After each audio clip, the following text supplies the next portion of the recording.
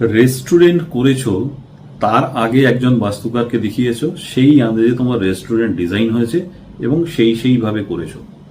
এবং বাস্তুকার আপনাকে বলে গেছে যে সাউথ ইস্টে আপনার কিচেন হবে, এই জায়গাটা দিয়ে ভুল করে ফেলেছে।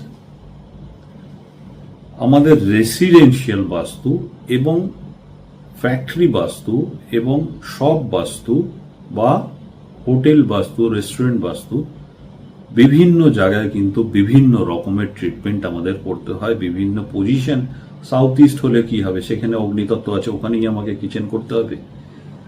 আগুনের প্রভাব কতটা আছে, কতটা বড় কতটা ছোট, সেইগুলোকে কিন্তু আমাদের বিচার করতে হয়, ডিগ্রি ওয়াইজ দেখতে হয়।